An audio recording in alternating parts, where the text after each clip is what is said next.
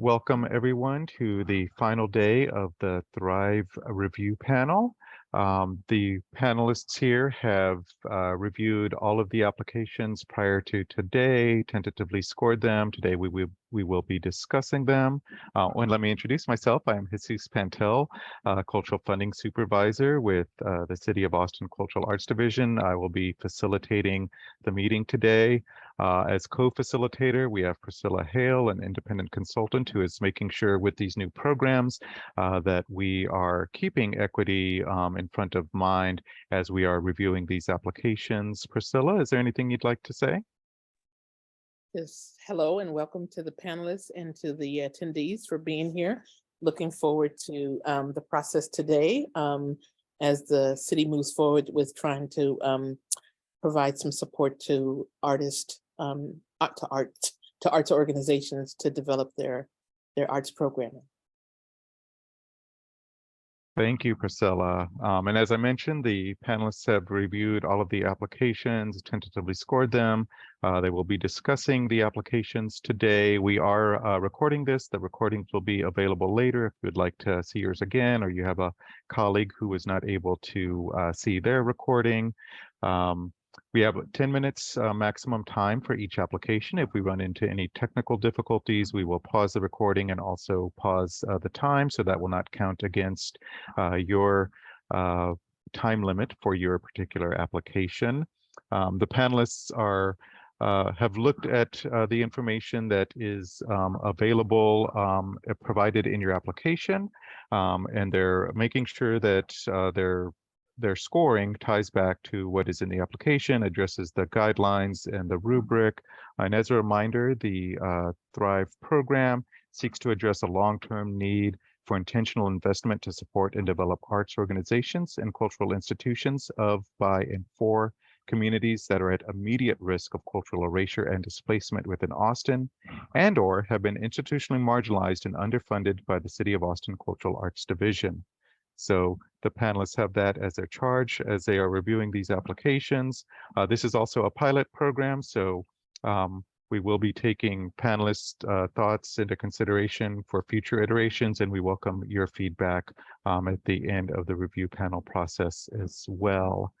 We will be reviewing applications in the order that they were received, and our first application up for review is Latinas Unidas por el Arte, Lupe Arte. Mia and Ursula are our primary and secondary. And Mia, whenever you are ready to begin.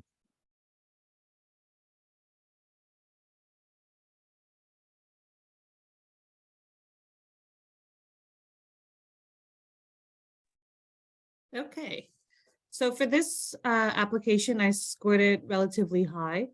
Some things that I really enjoyed about this application, it was right on target for who they're looking to serve, and it matched the purpose of the program.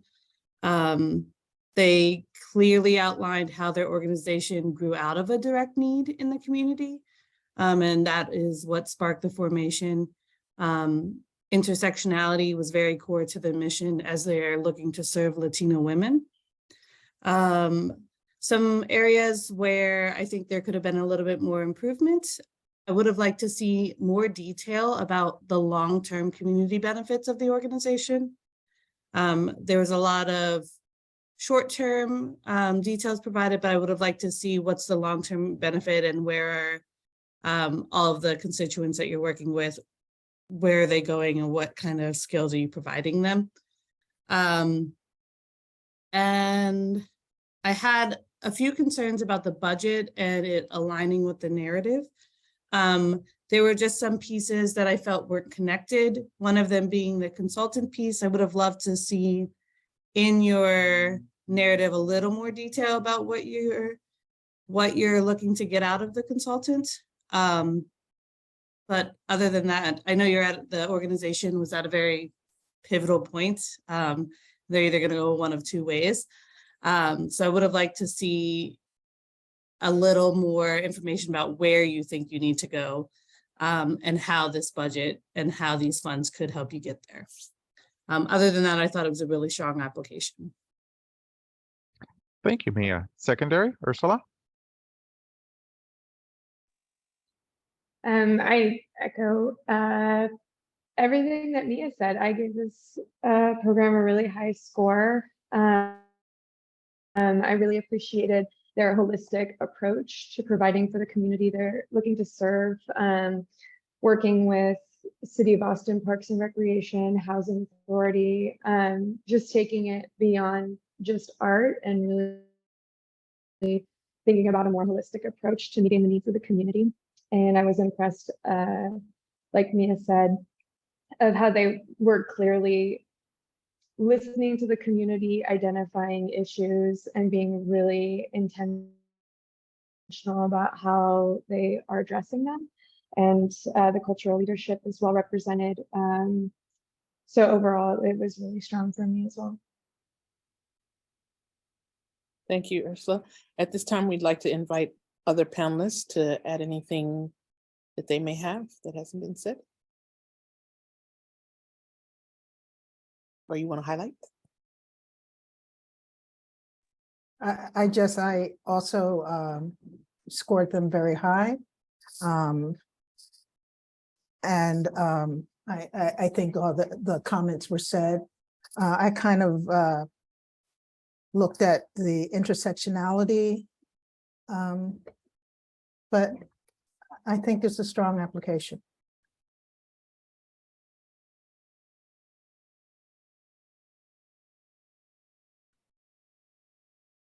If Thank there are no further comments from the panel? If not, if you would please finalize your scores.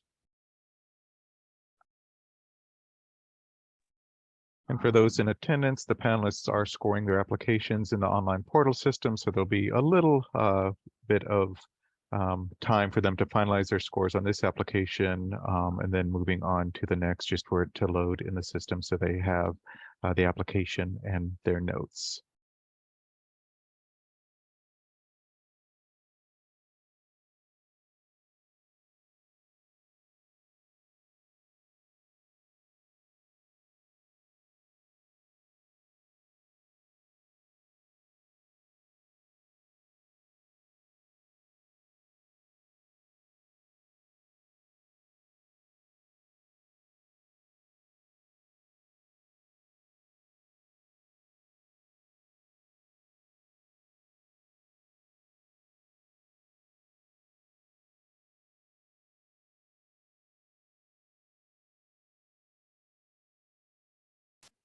All right, and the next application up for review is Austin Tejano Music Coalition. Lisa and Mia are our primary and secondary. The 10-minute time limit will start whenever Lisa starts giving her commentary. So Lisa, whenever you are ready to begin. And you are muted, Lisa. So the timing will start when you're unmuted and speaking. I knew there was something I forgot. So I scored Austin Tejano Music Coalition on the lower side for several reasons. But first, I just want to applaud them for their mission. I think that their mission and their history are right on point. I think Tejano music and the is one of those things that are cultural things that are specific, obviously, to Texas, and yes, I think it should be supported. I looked at their activities, and the activities were focused as they presented it in the application, was really focused on social events and not necessarily cultural or music events. They talked about doing dances and doing toy collections and that sort of activity that is great activities, but I don't think really speak to the purpose of the Thrive Grant. Also, I didn't think there was a clear understanding around intersectionality and how that related to the work that they do, nor were they very intentional around accessibility. But again, I want to say that that their mission is very, very appropriate. I just think the activities didn't support that.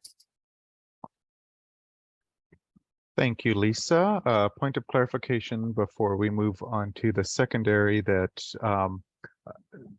with first the acknowledgement that staff has not reviewed these applications in depth. The Thrive program is meant to be a general operating support program. So panel, if you can keep that in mind when you are scoring the applications. With that being said, the narrative should also, the application should address the criteria of the Thrive review program. So that is a good commentary to make and to keep track of. With that being said, thank you, Lisa. We will move on to the secondary. Mia. I want to echo a lot of what Lisa said. I think the mission is really good, and I want them to continue to pushing on. One area that I had a problem with, because I just didn't see enough information provided, was under cultural leadership. It was not clear to me if who holds the power in this organization is representative of the community. It's clear that they attend events in the community, which is great. But I don't know, based on what was provided, if they identify as members of this community. So I had a problem with that. Yeah, that's the only kind of new thing I wanted to add to that, but I mainly echo Lisa's sentiments. Thank you, Mia. At this time, we'd like to invite other panelists to add anything that may not have been said or that will uplift. Thank you. This is Savita. My scores were also on lower end, and one of the big reasons was I could not match up the budget description with the funds requested. Again, as Mia has brought up in other conversations, there is a mention of a consultant, but for what? Those types of details are missing, and it would have really strengthened this application if we could have gotten more information about that. And the accessibility piece was also something that was not particularly well articulated in this grant application.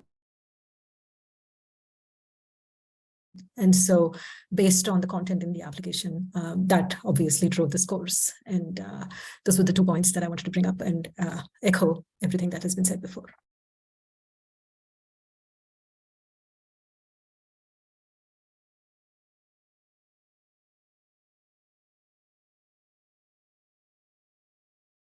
Comments from, or I see Priscilla's trying to say something. Yeah, I saw Ursula's hand moving, and I was trying to see if she was trying to unmute. But if you're good, you can thumbs up. No, your intuition is so right on. I was like, I'm watching you. Thank you, Priscilla. There was just one part that hasn't been discussed that really confused me under the intersectionality and inclusion portion of their application. The quote that says their organization operates under a non-discrimination policy that serves to reduce or eliminate intersectionality in our community. That statement was really confusing for me, and was also just a part, I think there might have been a disconnect in some of the communication of information through this application that led to lower scores for me as well. Either the information wasn't clear enough or it just wasn't there.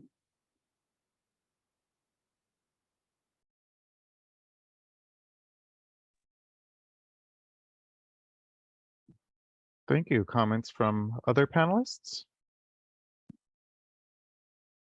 If there are no further comments, if you would please finalize your scores.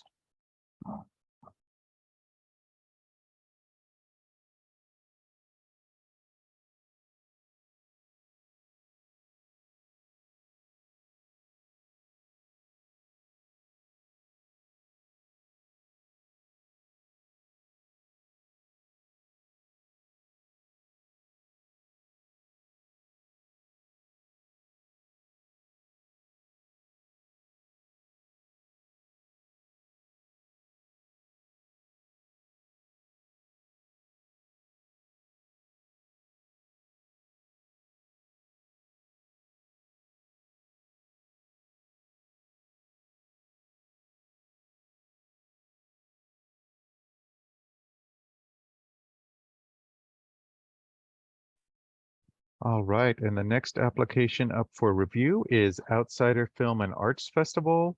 Ursula and DJ are our primary and secondary. And Ursula, whenever you're ready to begin.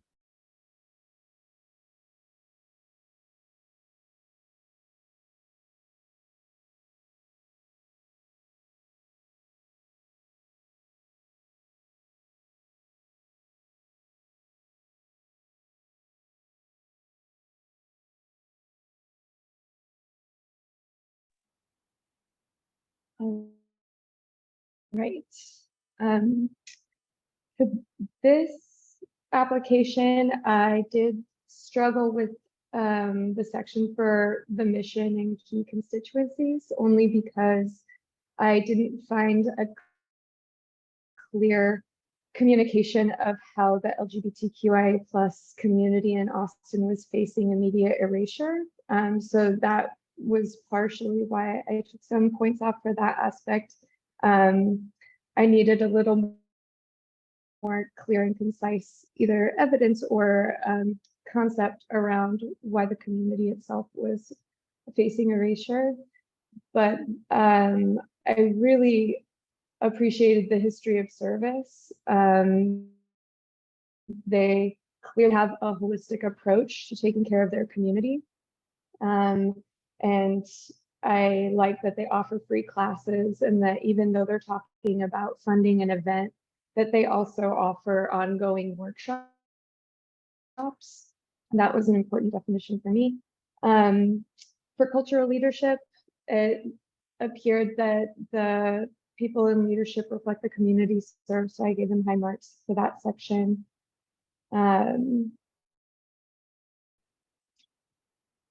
Intersectionality, from how they described it, appeared to be built into their project and their systems. So I did give them high marks for intersectionality. And I appreciate for opportunity creation, I did appreciate the efforts to invite local artists in.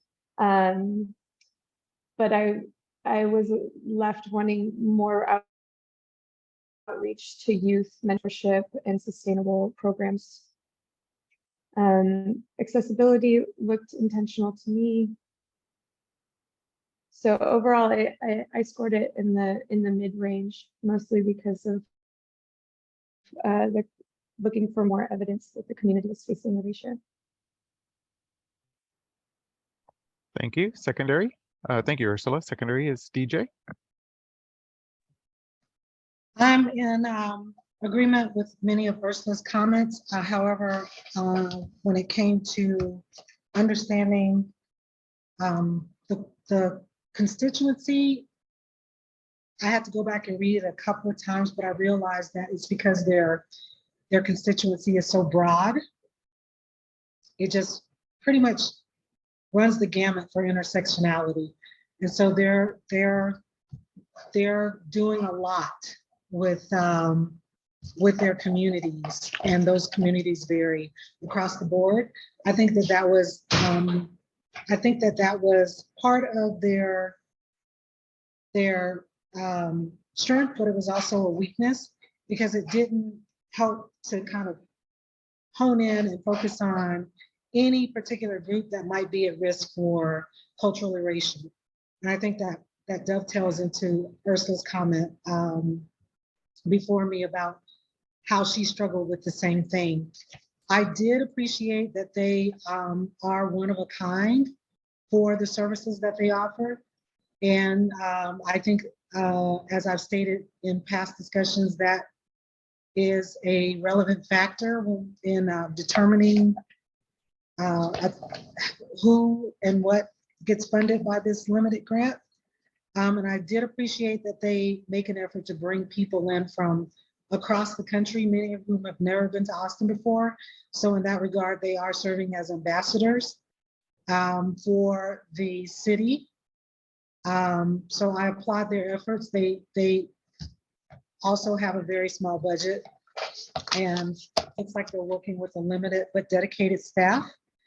And so for that reason, I scored them in the middle, but in the high middle. And those are my comments. Thank you, DJ. At this time, we'd like to invite other panelists to add any additional comments. I actually scored this application pretty highly.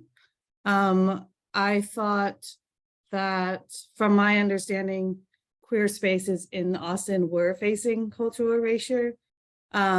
And as such, them serving the queer community, I think, speaks to that. But so I didn't take it as I didn't have that same question as I was reading this. The area that I struggled with was under the cultural activities.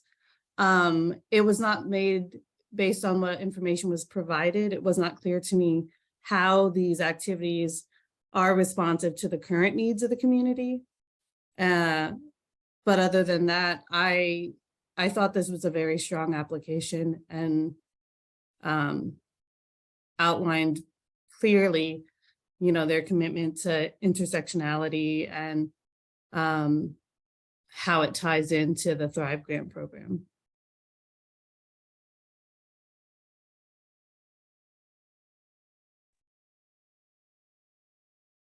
Lisa, you trying to unmute? No, I'm just trying to look and see what I've said.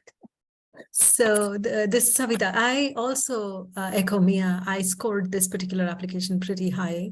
I thought this was one of the only applications that I saw that leveraged the academic weight of the University of Texas at Austin to bring this academic focus on queer performances, activities, etc. So that was a very unusual combination that I have not seen in any of the other applications that we've reviewed so far.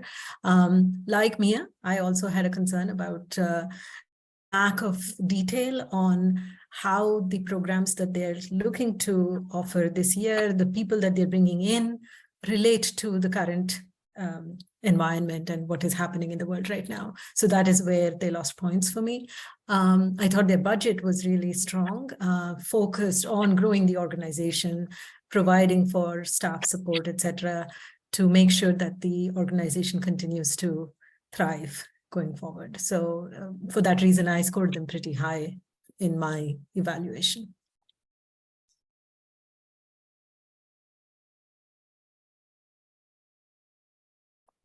Thank you, panelists. Any further comments? If there are no further comments, if you would please finalize your scores. And just a slight point of clarification, both for the panelists and the public as they're finalizing their scores here. Applications are not compared one against the other. It's how the application addresses the scoring rubric and the guidelines of the Thrive program. With that being said, it is okay for the panelists to note something that is unique or different in that particular application. The other comment is we're not working towards consensus, so it seemed like we had a range of scores, or at least higher and kind of mid-level on this, and that's fine. The panelists can change their scores depending on insight they may hear from the others, but we are not working to come to consensus. So just wanted to make that clear for the applicants. And as you're finalizing your scores, we'll get ready for the next one.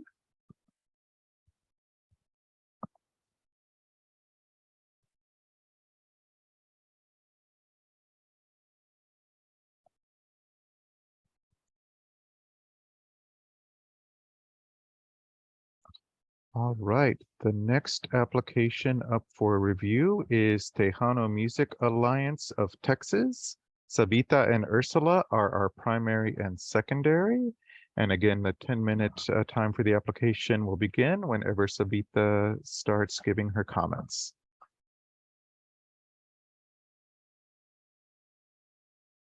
Thank you, Jesus. This was an application that scored in the mid-range for me. I thought that the mission and the history of service were really strong. The cultural leadership, clearly the group of folks who are working in this organization's leadership roles are passionate about Tejano music, but the application could have used a little bit more information or provided a little more information on that direct connection between the folks who are in leadership roles and how they are connected to the Tejano music community. Any direct connections, some more explicit information about that would have been helpful. As far as the programming goes, again, I did not see much detail about how the programming that they're proposing is directly relevant, is connected to the current happenings and cultural activities and relevance. Was it could have used a little more detail in there. I did not see much in the opportunity creation section as far as how there are long-term benefits to this programming for the community, and also in the accessibility section. These were areas where the organization scored low because there was not much information about intentional accessibility or opportunity creation details. The cultural institution status also, I was looking at the budget and I was not the description in the budget was not sufficient to tell us how exactly they would be using the Thrive Grant funds to improve or stabilize the organization. So that is another area where this particular application scored a little low for me. So overall in the mid-level. Thank you. Thank you, Sabita. Secondary, Ursula?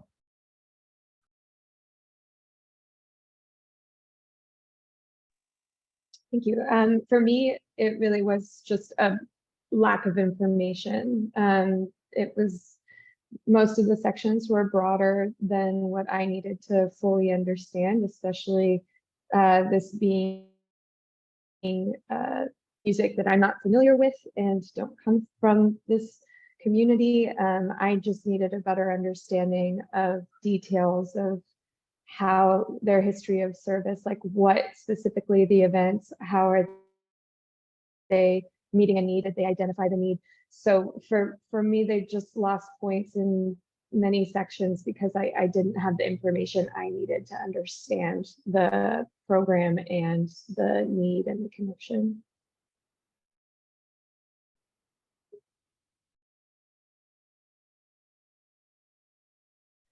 Thank you. Are there any additional comments from other panelists? Thank you. Yeah. I scored this group in the low mid-range for the same reasons. It was just a little bit too broad for me.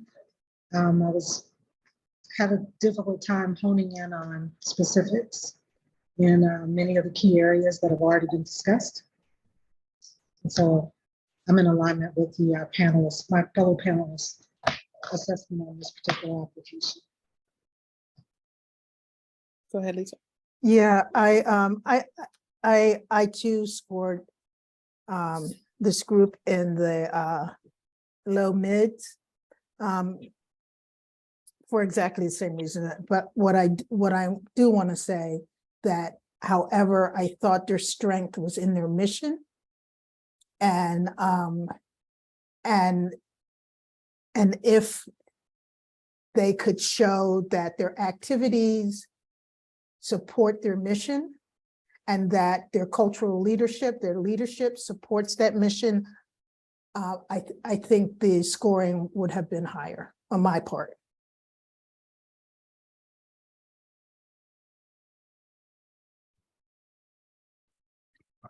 Thank you, panelists. Just as a reminder that applicants were not necessarily required to share information on how they may be harmed or suffering from cultural erasure. But with that being said, more information can make applications stronger, and panelists should lean into, bring your lens of cultural equity to consideration of these applications. But again, providing detail in the application for additional information can be helpful. But look to that again, looking beyond grantsmanship to the extent possible, recognizing the city's equity priorities. With that being said, are there any additional comments on this application? If there are none, if you would please finalize your scores.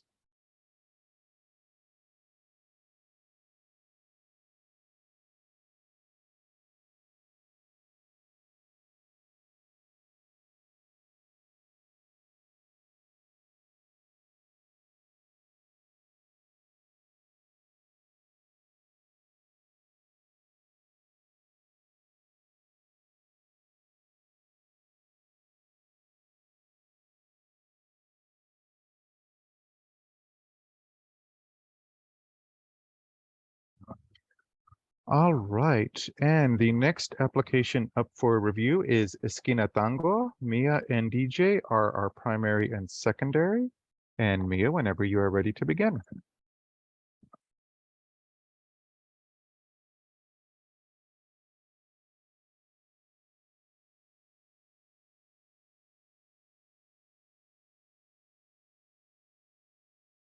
Okay. Overall, I thought this was a very strong application. I scored it relatively highly.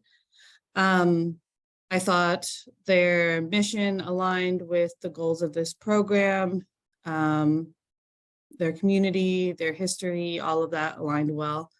The areas where I needed a little more information was under their cultural activities section. I would have liked to have seen that direct connection of how these activities are responsive to the current needs of the community they're serving. It's very clear it pushes heritage forward, but I just needed more information about how it's reactive and responsive to the existing and current needs. Also, intersectionality. They're aware that it's important, but in this application, it was not clear to me how that manifests for their organization and how they're intentional with that. So I just needed more information about that. And when it comes to accessibility, it was not clear to me if their accessibility initiative, I believe it was for people with Parkinson's. Just check that. Yes. They said that they, do have special programming for people with Parkinson's disease, which is great. But is that siloed to just that program? Is accessibility, featured across the organization? I would have liked more information about that and how it, is a focus organization-wide and not just on a single programmatic level. But other than that, I thought this is a strong application. And I'm curious to see what other panelists thought. Thank you, Mia. Secondary, DJ? So I had slightly different take on this particular application. I scored it very high. In the areas, the standout areas for me, I really appreciated the multicultural approach to delivery of services in their mission. They are very inclusive with bringing together different cultures and paying homage to the cultures that influence the dances that they promote. I think that was very intentional and I wanted to single that out. Also appreciated the fact that they're a 16-year-old organization. They demonstrated in their application that they were very nimble and flexible in their approach with dealing with COVID by pivoting to online, being intentional with seniors in particular, and giving them the opportunity to, while during quarantine, to still exercise through dance. And there's a clear and obvious commitment to Parkinson's. I think that's okay. It's hard to be all things to all people, but for me, the demonstration of their commitment to that particular segment of the infirmed and disabled community was very strong and evident. And my final thought on them is that their broad activities and how they've garnered community support over their 16 years was very evident. And for these reasons, I scored them very high.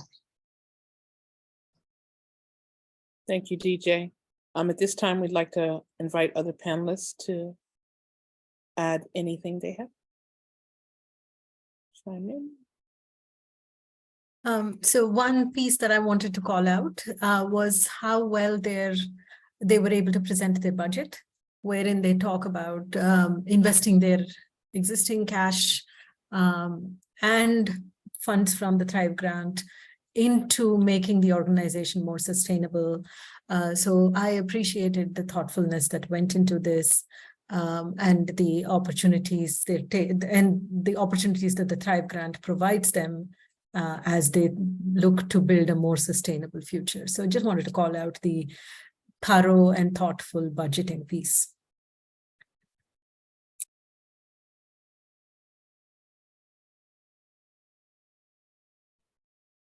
Any further comments on this application? If there are no further comments, if you would please finalize your scores.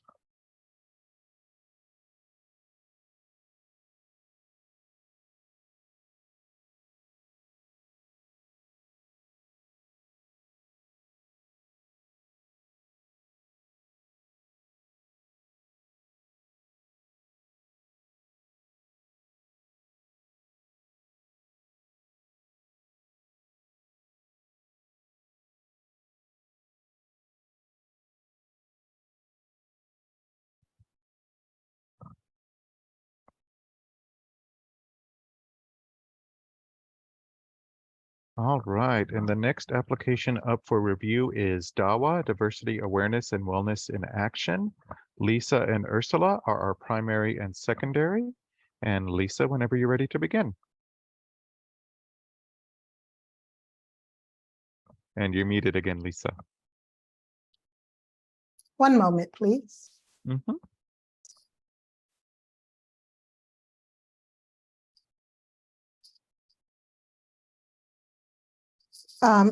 So I scored DAWA on the kind of mid-high range or lower high range. My major feedback is that I was unclear about the mission. It was hard for me to really focus in on exactly what the goals are and how the activities that they propose support that mission. Having said that, I thought that the cultural leadership is definitely a plus, and the history activities as supported by that cultural leader certainly is impressive and certainly goes towards the activities that are being proposed in this application, much more than what the mission says. I was kind of at a loss of where the health and the concept of health exists within that. Yeah, there could have been more. It would have been great to hear what they've already done around intersectionality. If instead of saying this is what we're going to do, it would have been great to have a sense of of some sort of commitment in that area. But I thought that the activities that they propose and the budget that supports that led me to give them a high mid score. Thank you, Lisa. Secondary, Ursula?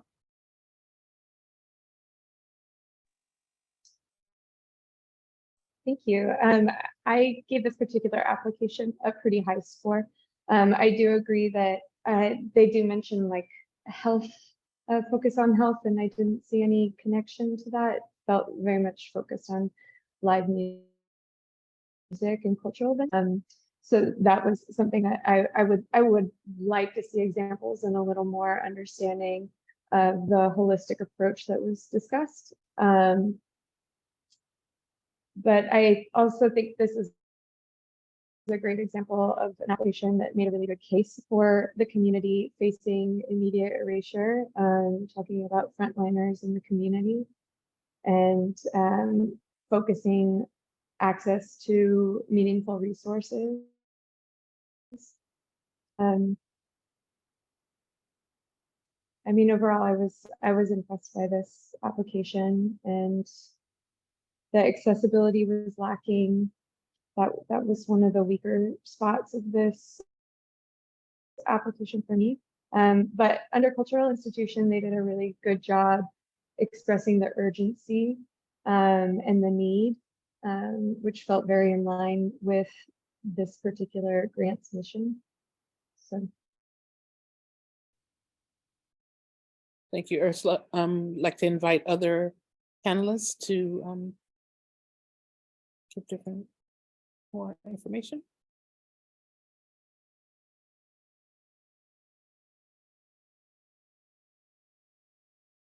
Okay.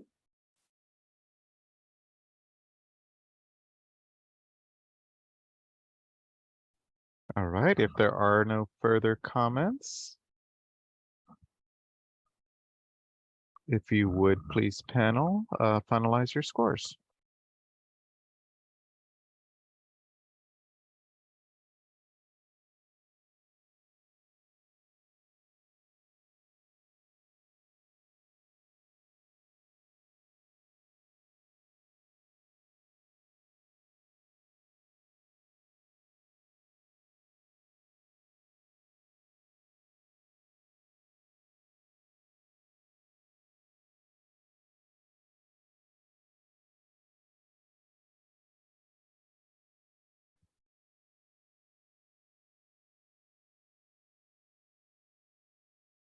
All right, the next application up for review is Tilt Performance Group. Savita and DJ are our primary and secondary. And Savita, the timing will begin whenever you are ready to give your comments.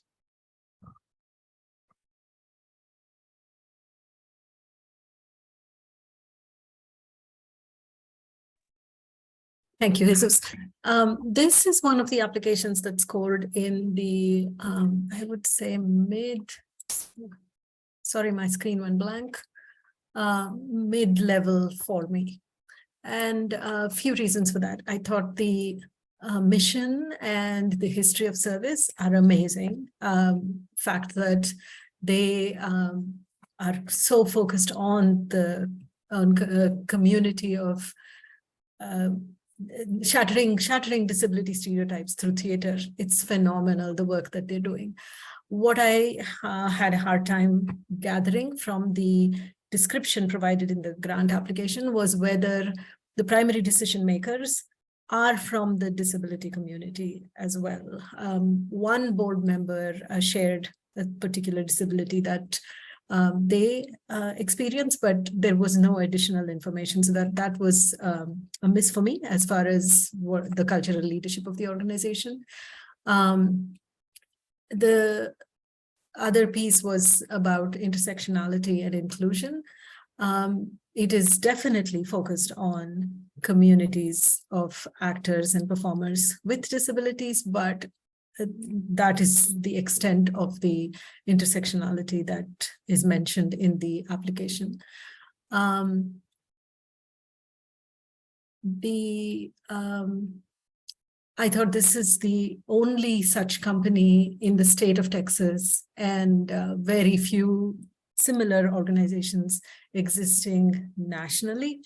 So this is an important organization that meets the requirements of the Thrive Grant in that sense. The application could have been a little stronger, and that would have led me to score it higher. But given the information that I had, the particular application landed in about the middle of range for me.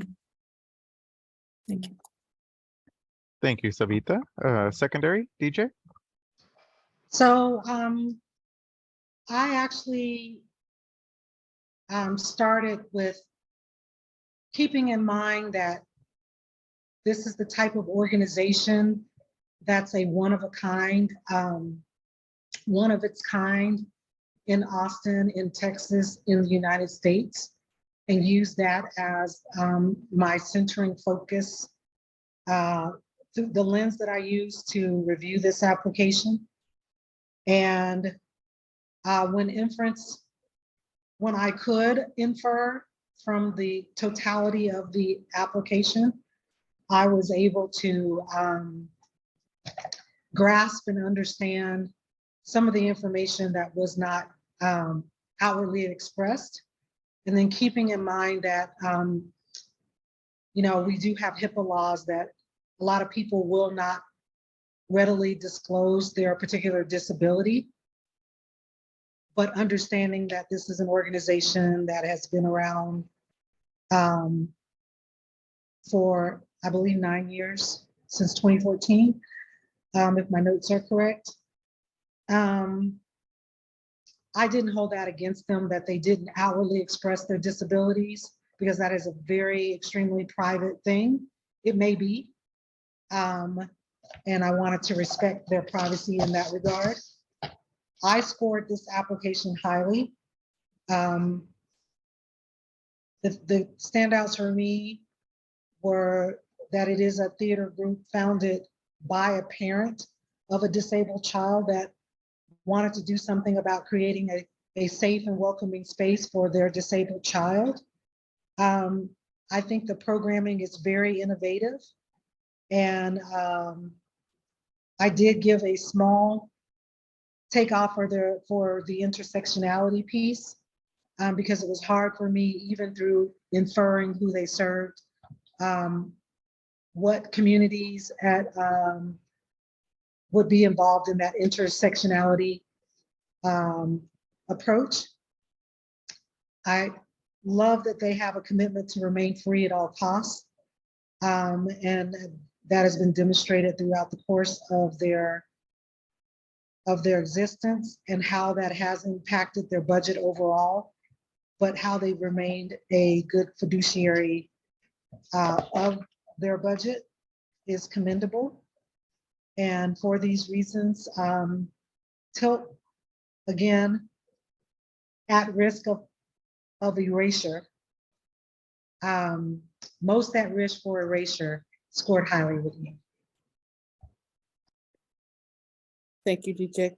Before we go on, I would like to just point out that in the application, there is a mention of the 20 members being of the disabled community, as well as 45% of the board.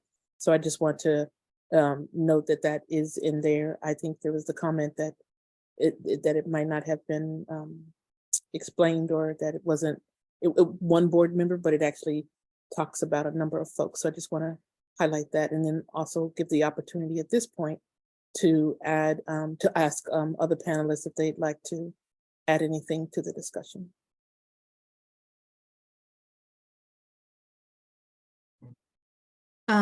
I scored this application in the mid-level. One place, and I think I can't remember who mentioned it, was intersectionality. I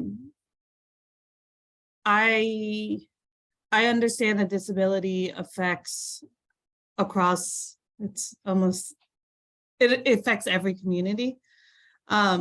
but I did not see where in this application they are purposeful and cognizant of how disability intersects with the other identities that the people in their community face or have, and what those barriers are and how they address that in their work. So I would have liked to see more information provided about how they address those barriers and what they're doing to kind of overcome them. That's pretty much the only new piece of information I wanted to add, but I agree with a lot of other statements that have been made.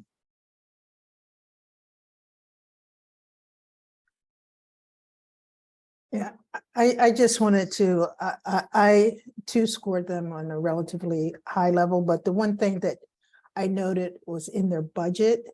And I always like to look at budget along with the cultural institutionalization. And I noticed that their budget was almost completely focused on production. And I thought that there need to be some more administrative capacity building in that, but I scored them relatively high.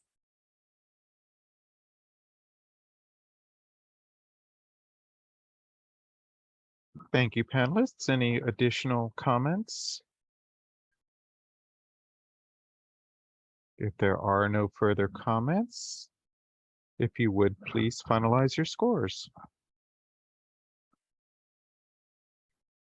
And while we're finalizing scores, we are on schedule, slightly ahead of schedule. So we will take a 15-minute break here. We'll make that 17. That makes it, we'll come back at 1:25 p.m. I have 1:08 p.m. is showing on my clock right now. So we'll break for 15 minutes. We'll pause the recording while we are on break. All right, and we are back from our break, ready to continue with the third and final day of the Thrive Review Panel. The next application up for review is Algo. Lisa and DJ are our primary and secondary. And Lisa, the 10-minute maximum time for this application will begin whenever you start your comments.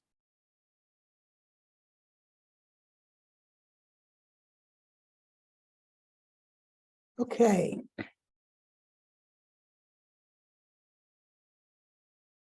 Oh, okay, I'm unmuted. I didn't realize that. All right, Algo. I scored Algo in the high end. I think they have a clearly defined mission, and I think their leadership reflects the community that they serve. I think their activities support their mission. And I think overall, their application was very good. My only comment is that under activities, I would have liked to have seen.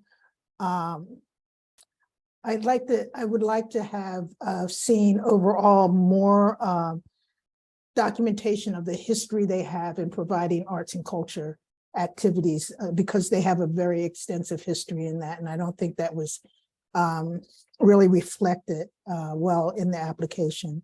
But other than that, I think they are a strong candidate for Thrive. And yeah, those are my comments. Thank you, Lisa. Secondary, DJ?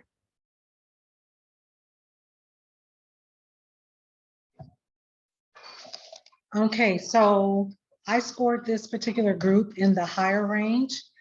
I was impressed with the fact they just come across as just super brave and unapologetic for the centering that they do around the LGBTQIA community and its advocates. I was also very impressed that they stressed they were prepared to tackle some very I don't want to use the word taboo, but I don't see it often enough to say, to have another word for it, where they take on religious topics and how that that plays in the lives of their constituents. I thought that that was commendable because it was something that I had not really experienced in many of my experiences. So I also really liked in their mission that they center around emotional health and topics that their constituents have been taught to avoid. That was a very strong and powerful statement for me. And helping them to center on their emotional health and their well-being. So, you know, there wasn't a lot in this particular proposal for me not to like. I'm not a member of their community, but it resonated with me nonetheless. And I scored them highly for these reasons. Let's see, I'm trying to see what I did take off for. I took off a few points because of the, I would have liked to have seen a broader discussion about how the opportunities that they create for their constituents go beyond their programmatic reach. That left me wanting just a little bit. So, but for these reasons, I scored them very high. Thank you, DJ. At this time, we'd like to invite other panelists to chime in, add any different perspectives. This was one of my highest scores. I think it's a great representation of a community being served from within. Like, it's very clear through how they talk about their mission, how they describe their activities, and all of their just everything that they're building. It's clear that they're listening to their community, they're a part of their community, and they're tailoring their actions or specifically focused on their community. And there was just a lot of authenticity that came through their description and uniqueness to their approach that just made me really excited, made me want to go to their events. And I just really enjoyed reading this application and scored it quite high.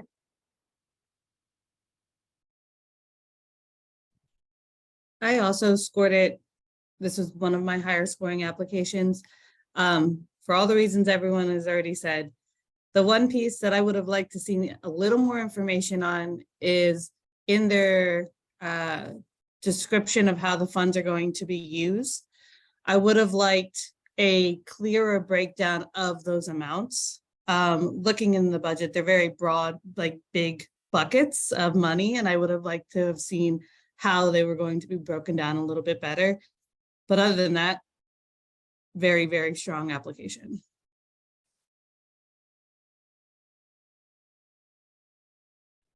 Thank you, panelists. If there are no further comments, seeing as there are none, if you would please finalize your scores.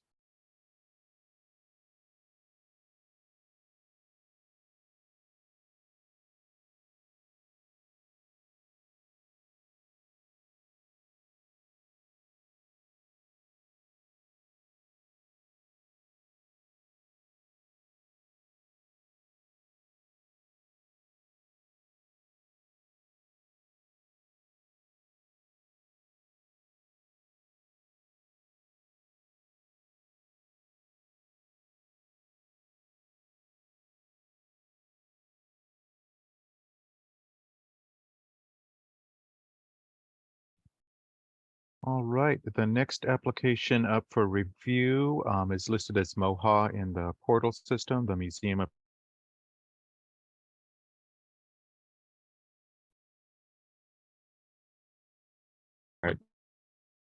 informed that you couldn't hear me. Can you hear me now? Yes. You were frozen completely. So you said the Okay. Museum of Human Achievement, and Okay, and then I froze, but I am back and their time has not started yet. It won't start until the primary starts giving their comments, So MOHA, the Museum of Human Achievement, Moha is next up for review. Ursula and Savita are our primary and secondary. And Ursula, whenever you are ready to begin. Thank you.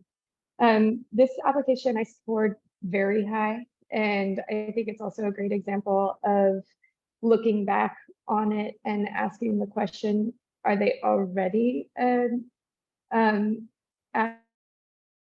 institution status? They seem to have an incredible amount of support and resources, which is wonderful, but that was the main question that I went back to reconsider when looking at it again this morning. But overall, the focus on creating a really multifaceted approach to keeping artists in a gentrifying community with access to creative spaces and sharing resources. As an artist, like, these are resources that change everything and make so many possibilities. It's like the first step of just bring yourself to a new level of access and professionalism, and also gives you an opportunity to not be in fight or flight all the time around where are you going to make art, who's the community that's supporting you. And it's clear that they're really listening to the community and providing extremely important resources at an accessible level of income, and for some, and in some cases free. So I was really impressed by just the thoughtfulness and the uniqueness to these spaces that they're offering to artists. And I thought it was pretty clear how they stated communities are facing erasure. So overall, I scored it very high.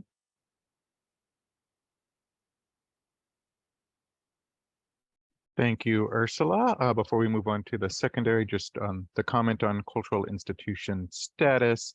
Again, staff has not reviewed these in depth, but for that particular question, you can look at the entire application, but for cultural institution status, it's about whether or not they have the programs that are listed, how they answer that particular question. So I know there was that comment, and that's in your consideration. So just making sure that you take a look at that. Good note. Thank you, Ursula.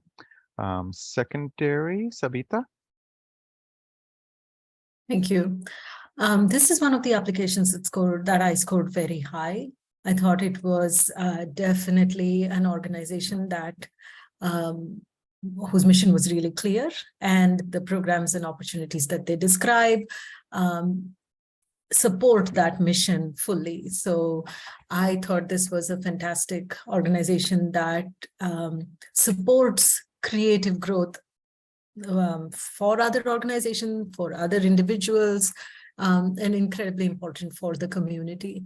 I particularly want to call out the fact that they capped the studio rent that they charged in 2012, and given Austin's growth in nothing's affordable anymore, to be able to keep rent at that level from 2012 is a huge plus.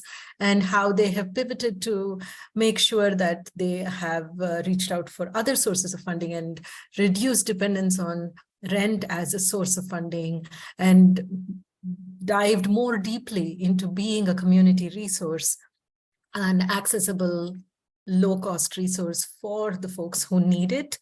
I thought that was fantastic. I didn't have much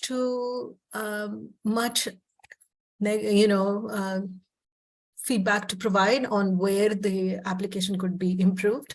I thought it was a very strong application, and I've graded it as such.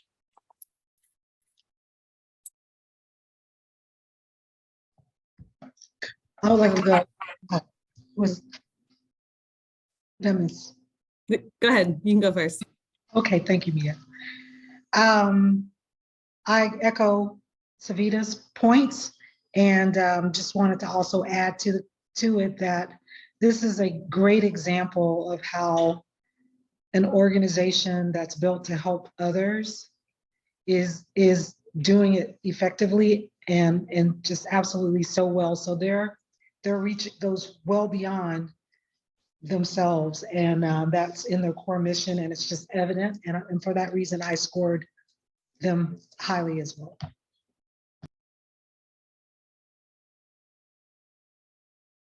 I want to echo what everyone else has said.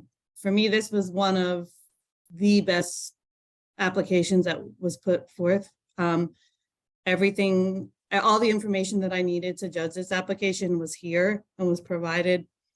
Something I wanted to point out that when I read it, I was happy to see, and it was in the cultural institution status, about them providing any additional staff that they're going to be bringing on as a result of this grant program will be provided with not only a competitive pay, but health insurance. I thought that was very, very good. And I was happy to see that. And looking at the scope of their work and then looking at the size of their budget, it's pretty impressive. I was very impressed.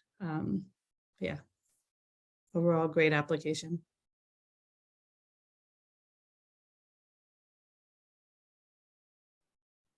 Thank you, panelists.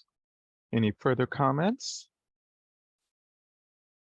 If there are no further comments, if you would please finalize your scores.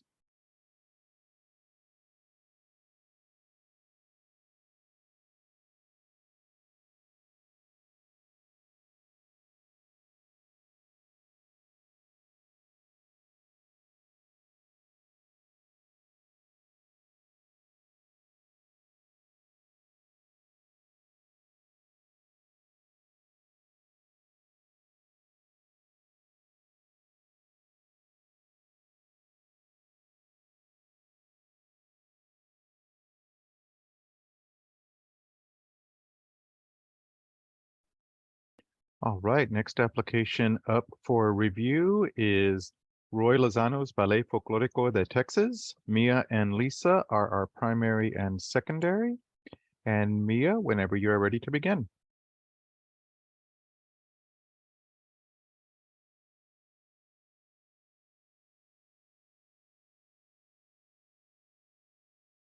Okay. Overall, I scored this application pretty high. I thought, their mission that they outlined was clear, and it definitely reflects a community at risk of cultural erasure. Same with their history. I thought that all aligned with the grant program really well. Leadership was there. The areas that I had a little pause was the cultural activities.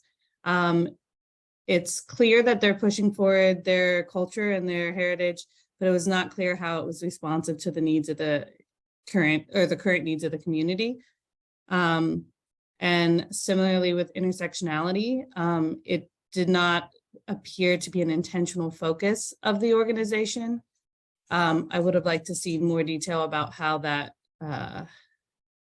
how they are intentional with their focus on intersectionality. And then the other piece would be accessibility. What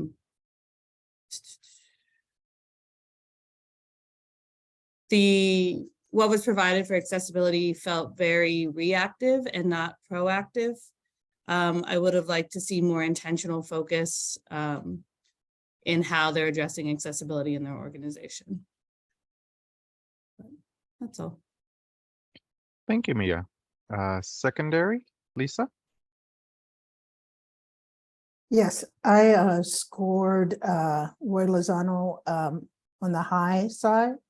I thought that their mission is clear and their activities really support their mission. I noted the cultural leadership of the organization and of their director and their board. And I thought all that was reflective. Yeah, I think the budget could have been more specific, and I understand around the intersectionality, but again, I scored them high because of the work that they do and the significance they are to their community and the history of that as well.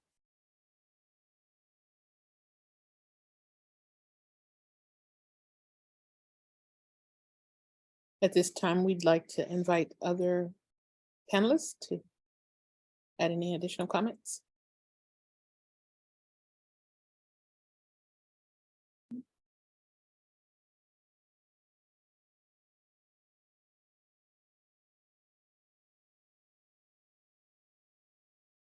If there are no further comments from the panel, seeing as there are none, if you would please finalize your scores.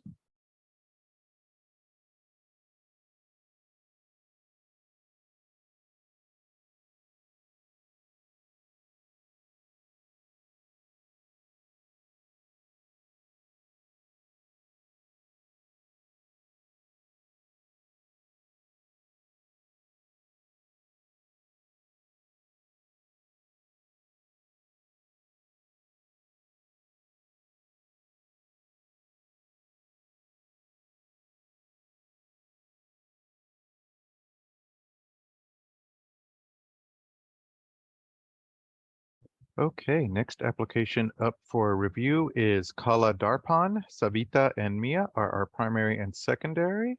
And Savita, whenever you're ready to begin.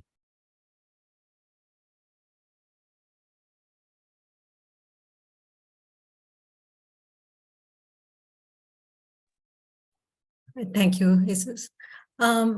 Before we jump into the review of this particular proposal, I wanted to just take a second to address something that we discussed yesterday, that there was a sense of deja vu, that there's so many such applications for Indian art, South Indian art, dance, etc. How many are there? And I just wanted to share one thing, that India has 22 official languages, and each language kind of stands in for a huge amount of unique, distinct cultural history, activity, etc. AFSA, the domestic violence support group here in Austin, provides translators in 140 different languages. Each of these is unique and different and comes with its own culture. So given this diversity, I think having a few applications here, this barely scratches the surface of what the true diversity of dance and music and culture and food, etc., exist in the Indian subcontinent and then in the broader South Asian subcontinent, South Asian area as well. And I want to make sure that we don't start that sense of erasure by thinking of this entire community as a monolith, by saying, okay, they're all South Asians, they're all Indians. And that is your first step in erasure, because each of these, as I see it, is so unique. It's not at all monolithic from my perspective. So I just wanted to call that out. And I wanted to say, as we begin to look at Kala Darpan, they add another tier or a layer to this, in that they are talking about first generation and younger artists and bringing them to the fore, and how they have been marginalized even within this community that exists in Austin, providing cultural activities from the Indian subcontinent and the South Asian area. How they do not have opportunities for first generation performers, young performers from India, and that's what they want to bring in. So many nuances, and I just want us to be thinking about it as we begin scoring this. I did score this application in the mid to, or the lower high range, middle high range, something like that. And I thought their particular focus on youth and younger performers was interesting and impressive. But I had concerns about intersectionality and how it is described in the application here. It is defined very narrowly as a the breadth of opportunities and cultural diversity within India, not necessarily, and I did not read it as intersectionality as we are thinking about the community that exists in Austin. So that was one of the areas that I thought was not as strong as it could have been. The other area was inaccessibility. It was not as strong as it could have been. I thought cultural institution status, they do describe a foundational investment in assets, in equipment, in venue. They are a young organization. They need all of this to begin building out their repertoire, their capacity, and it seemed appropriate. Those were my key points with this particular application. Thank you. Thank you, Savita. And a point of clarity, just kind of echoing what Savita has said, is that the panelists have been instructed to score each application individually, not comparing one against the other, and how they address the criteria and the guidelines, just so that's clear both for the public and for the review panel. With that being said, thank you, Savita, for those comments. Secondary, Mia? I had very similar thoughts to Savita, so I don't really have much more to add here.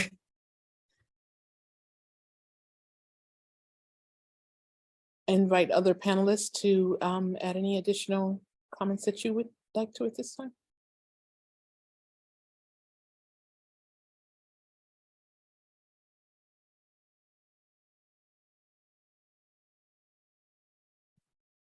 Seeing as there are no further comments, if you would please finalize your scores.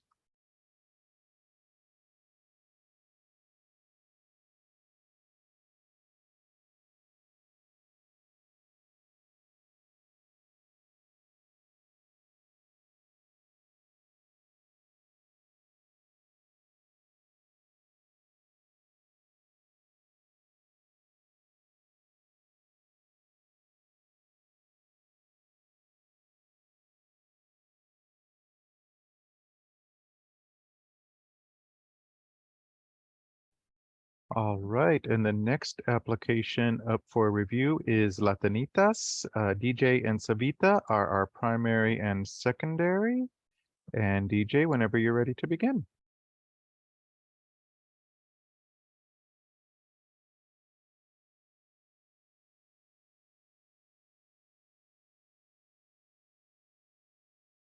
You're muted right now, DJ, if you're trying to Okay. speak.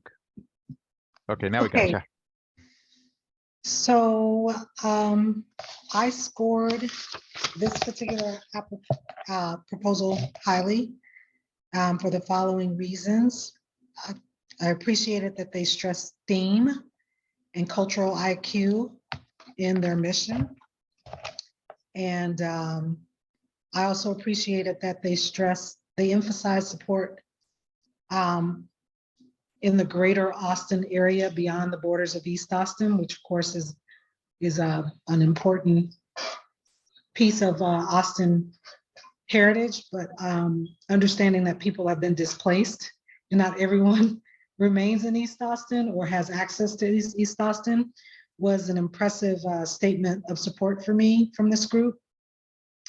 They're very collaborative and inclusive. With many other organizations. A negative for me was I could not, I would have appreciated a broader explanation in their inclusivity. They say that they're also open to other communities, but I didn't necessarily see that reflected in the intersectionality statement.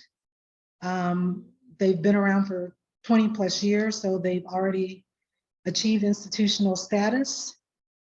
But the work that they do is definitely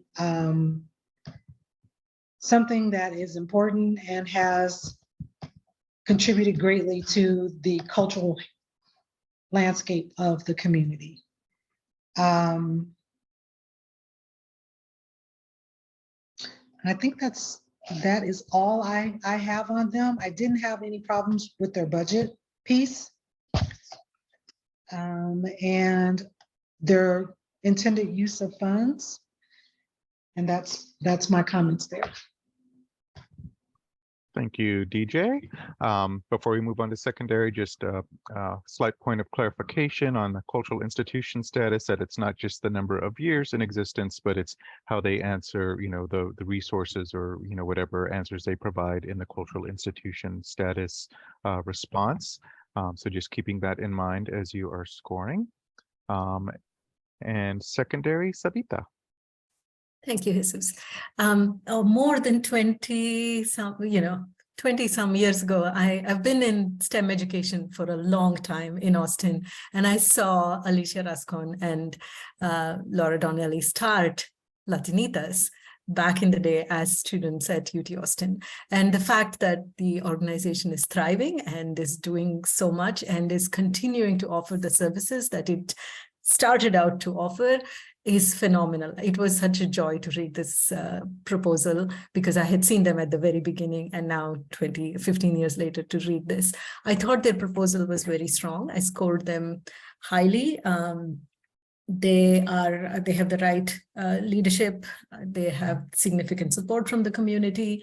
And I really appreciated seeing the statistics around opportunity creation, which is Latinitas alumni, 93% graduate high school, 81% identify as college students. Latinitas graduates 50% more STEAM majors than the national average. These are very, very impressive statistics, especially when the role of women in STEM is always something that we need to actively work to increase that. So I thought this was a strong proposal, and I was very excited to have the opportunity to review this.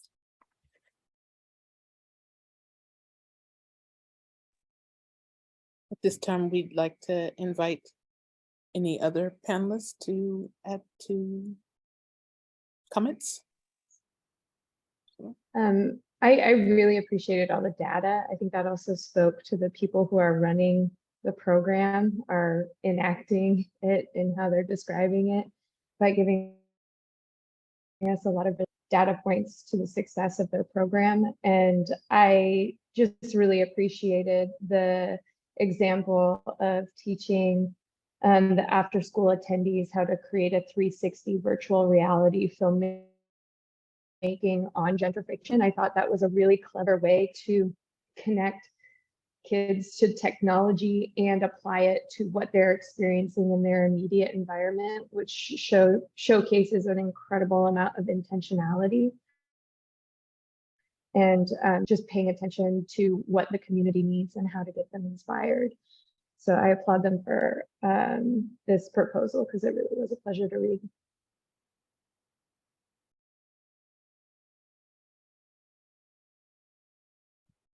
Thank you, panelists. If there are no further comments, if you would please finalize your scores.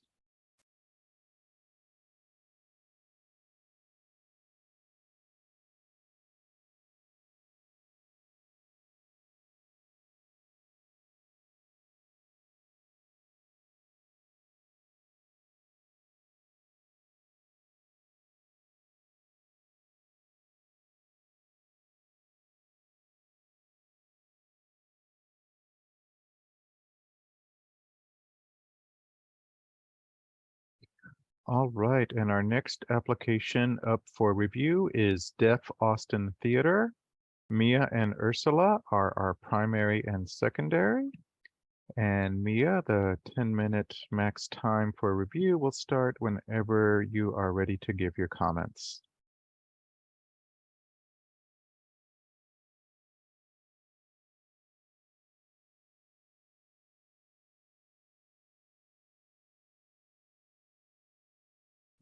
I scored this application in the mid to high range. I thought that the mission of the organization was great and aligned with, what we're trying to do with this grant program, along with the history. they articulated well where the need for this organization came out of, and I appreciated that. One thing that I was concerned is in the leadership section, it was not clear to me if these individuals consider themselves part of the deaf community. That I needed more information about that. So I unfortunately couldn't score it as high as I would have liked. Let me see, what else do we have here?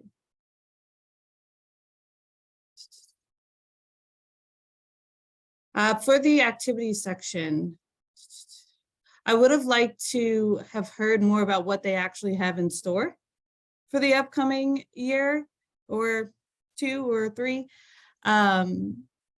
This was a very kind of broad conversation about their programming and their activities in general, but I would have liked actually a little more specificity about what they plan to do in the next year or so.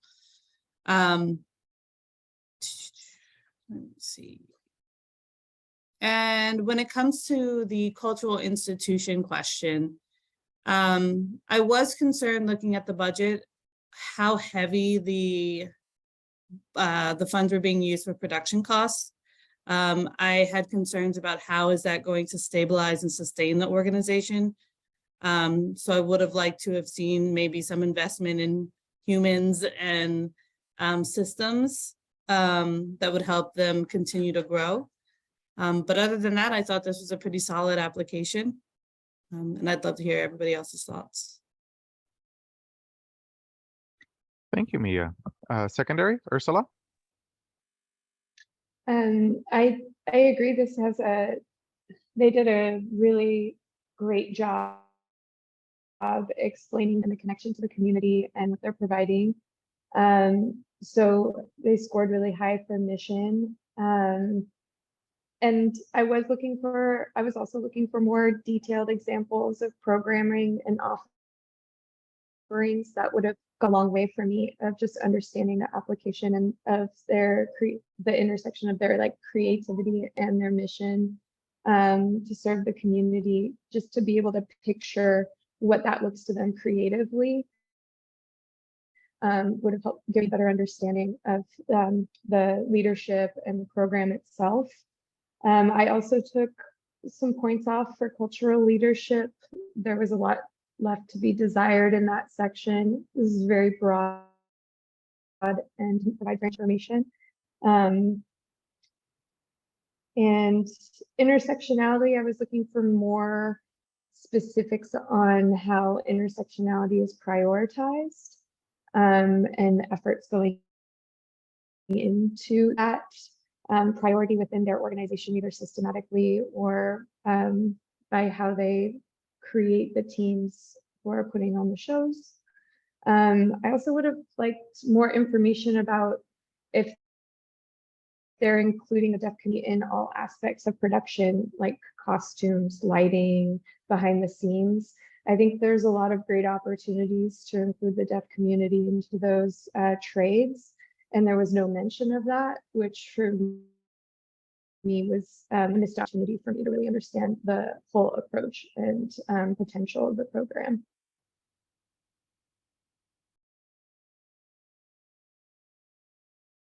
Thank you, Ursula. At this time, we'd like to invite other panelists to add any additional comments.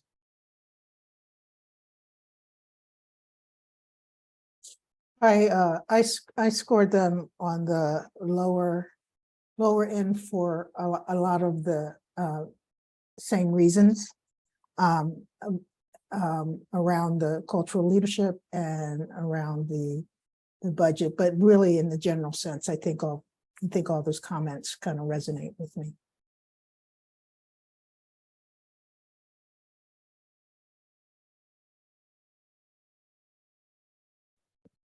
Thank you, panelists. Any other comments? If there are no further comments, if you would please finalize your scores.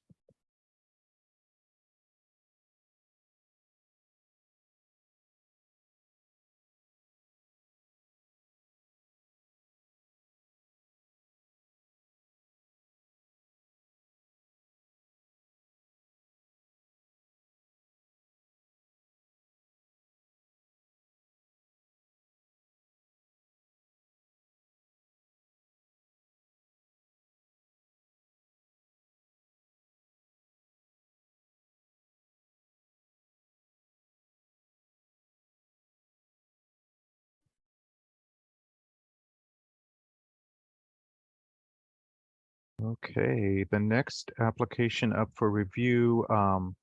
This is an application that had a similar grant writer. So initially, I think their names may have been familiar. This is Lanaya West African Drum and Dance Ensemble, application number 006830-C4F672. So please make sure that you are looking at the correct application for Lanaya West African Drum and Dance Ensemble. Lisa and Savita are our primary and secondary. And Lisa, whenever you are ready to begin with your comments. I'm ready. Lanaya, I scored on the high end of the matrix. I felt that I felt overall they made a great case for providing an artistic and cultural experience for their community. I think in terms of history, they have longevity of providing that experience.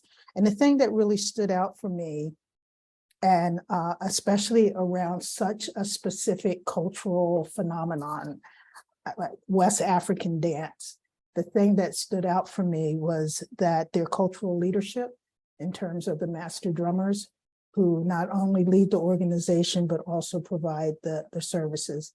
And I think that's really important.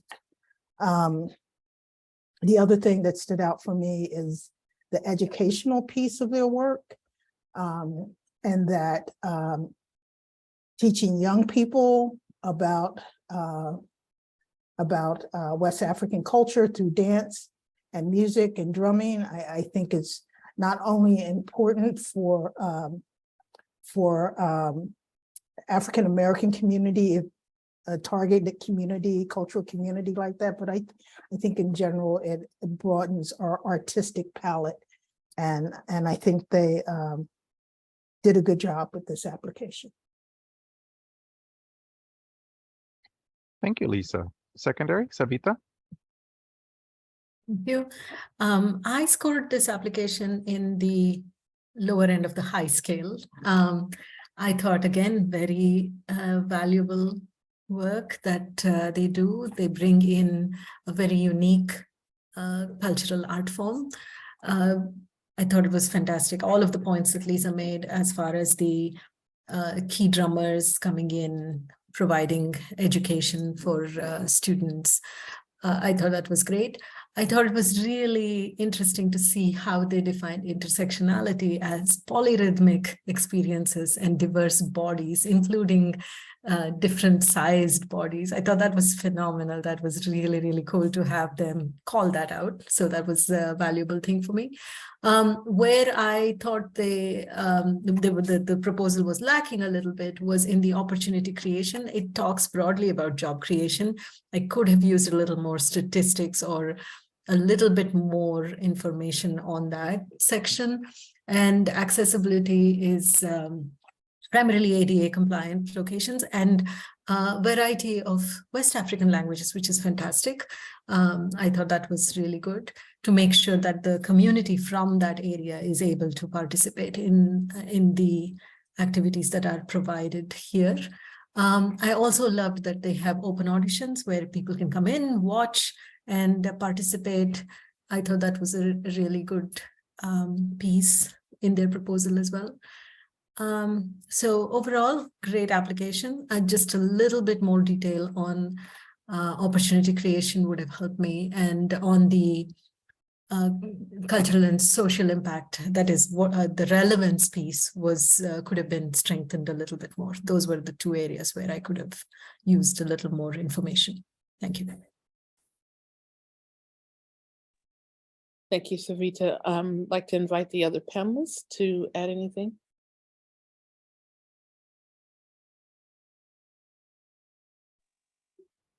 I think they did a really excellent job expressing the community interaction and the collective aspect to their approach, and just how much support they're getting from their community. It was impressive, and they did a good job describing that. Go ahead, DJ. So this was one of those, I scored them highly. And again, this is one of those that I bring my specific cultural lens to, talking about cultural impact and relevance, that piece, understanding the history of the African-American community and how our culture was erased intentionally and systematically. So any reconnection to that is culturally relevant for our community. I wanted to stress that piece because that may be lost on non-community focus. You know, if you're not actually a part of that community, that relevance is there just by default. Anytime you reconnect with the cultural heritage of our ancestors. I really, again, appreciate that this group has the longevity that it has. And I also wanted to comment and say that it's really difficult to talk about how you're going to grow your organization when you're one person, because anything you add to it is growth. And it can be a little bit difficult to pinpoint how funds will be used when you're one person doing the job of 10 people. You just know you're going to keep rolling with it, and you're going to use what you can get to grow and enhance the organization. And so for me, those were you know, minor considerations. I did take a little off for the accessibility piece, because I know that there are a lot of dancers who may have disability concerns, and I would have liked to have heard that expressed more in the proposal. But overall, I applaud the work of this longstanding group with minimal resources, historically underfunded, and in need of immediate, in jeopardy of erasure. And that to me is in perfect fitting with the purpose of this grant.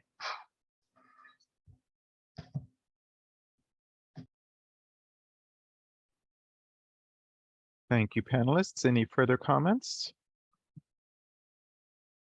Seeing as there are none, if you would please finalize your scores.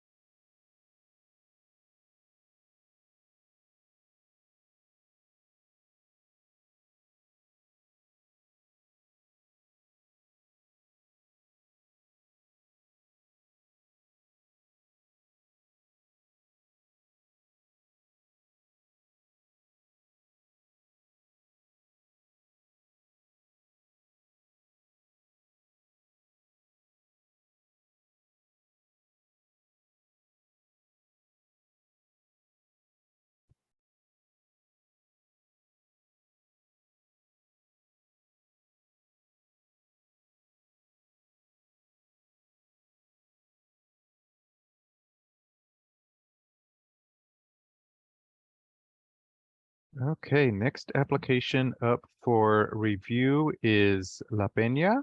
Lisa and Ursula are our primary and secondary. And Lisa, whenever you are ready to begin. Okay, so La Peña is one of those organizations whose mission and history and leadership really reflect the community in which they serve. Their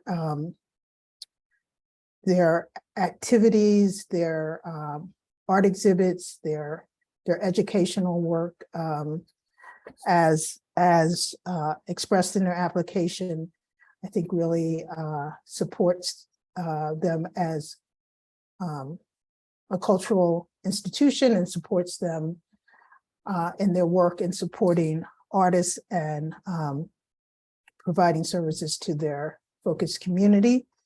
I I wished there had been more intention around intersectionality. I think we can see it in the work that they do and the artists that they exhibit, but I wish they had addressed that head on. And as well as accessibility, I think that needed more focus and more attention. Other than that, like I said, I scored them high. Thank you, Lisa. Secondary, Ursula? I also scored them quite high for the same reasons. I was very impressed by the diversity of programming that they're bringing to their community. I think that shows a very clear understanding of the needs and a creative approach to meeting those needs and being able to adjust and change your approach and evolve the changing needs of their community, which leads me to believe that there's a lot of potential for longevity in this institution. And the only points that I took off were also for intersectionality, accessibility, just for lack of overarching clarity on putting just as much intentionality and resources into those concepts.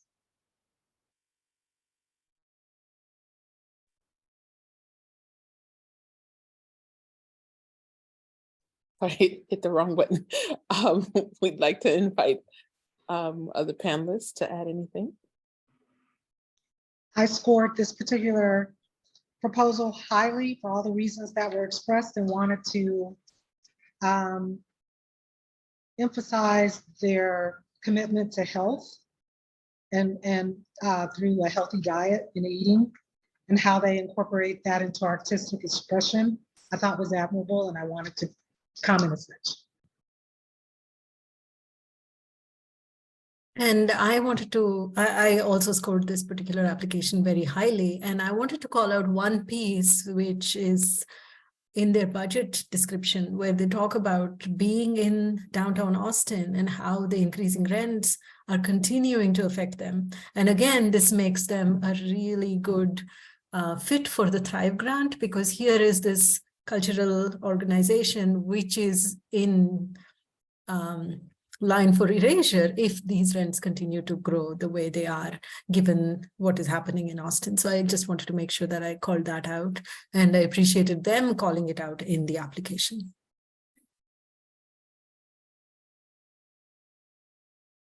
Thank you, panelists. Any other comments? If there are no further comments, if you would please finalize your scores.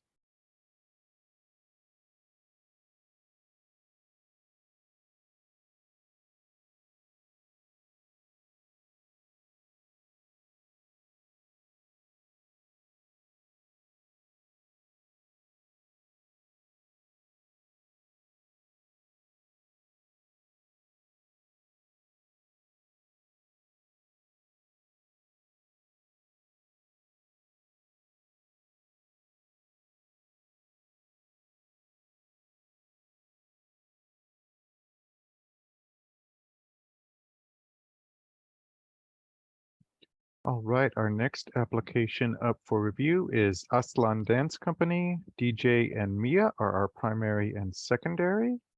And DJ, whenever you're ready to begin.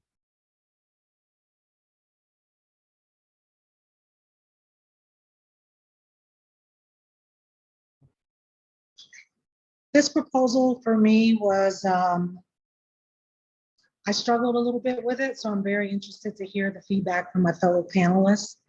And the reason that I struggled was because it talked a lot about what they already have planned for the future. These things are already set, and that's wonderful. But then I struggled with how that put them in a position where they're at risk for cultural erasure, when they have so much growth already embedded into their proposal from the start, which to me did not fully align with the intent of the Thrive Grant. Intention matters. The things I really appreciated about this is that their specific accommodation for the elderly. It's very commendable, and how that was ingrained into their cultural value system by their founder, and how that commitment carried forward. But it did leave me wanting for more of how they accommodated other similarly situated groups that might desire accommodation. It wasn't until the end and I looked at their budget that I realized how hard hit they were by the pandemic, even though they've been in existence for 50 years. Excuse me. They have operated on a relatively small budget. And so but I didn't get that until the end. And so I did consider all of that in the weight. Everyone was hit by the pandemic, of course, but they were especially hit. And I believe they were closed for 2 years because of the pandemic. And so they're looking to bounce back. And that added to me a sense of urgency for this group not to lose the rich heritage that they've already added to the fabric of the cultural landscape.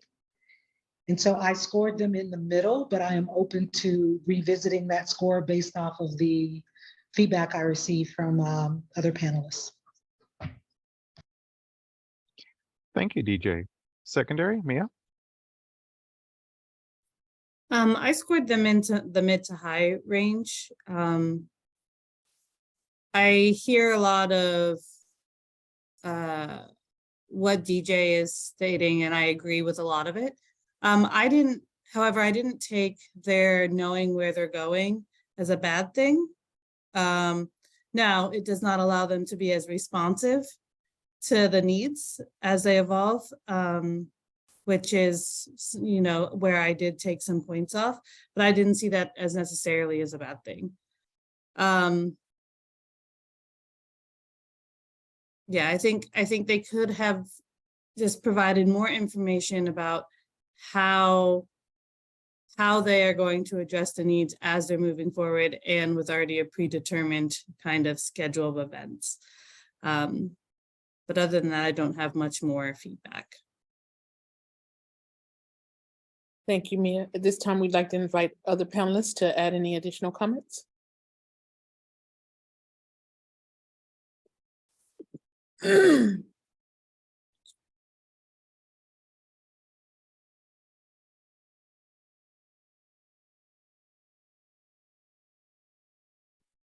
Any other comments from the panel?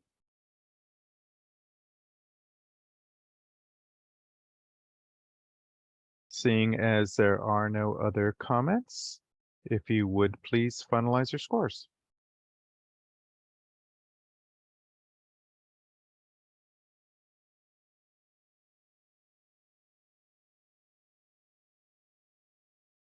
Oh, this is Savita. I just wanted to add one thing about how much I enjoyed reading this application and the use of dance within their text, so to say.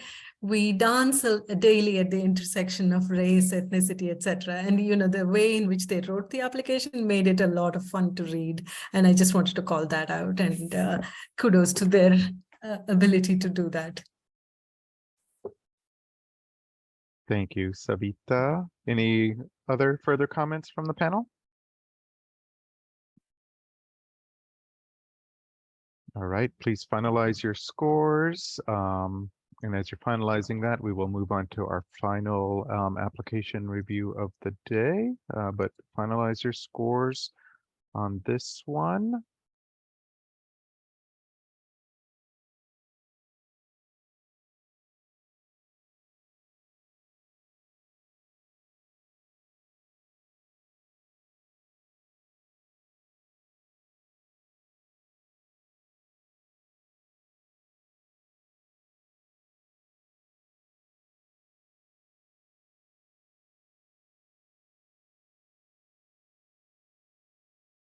All right, and our final application up for review today is Ballet East Dance Company. Lisa and Sabita are our primary and secondary. And Lisa, whenever you're ready to begin. This is the last one? Yes. Okay, Ballet East. Ballet East it's a longstanding organization, dance organization in Austin.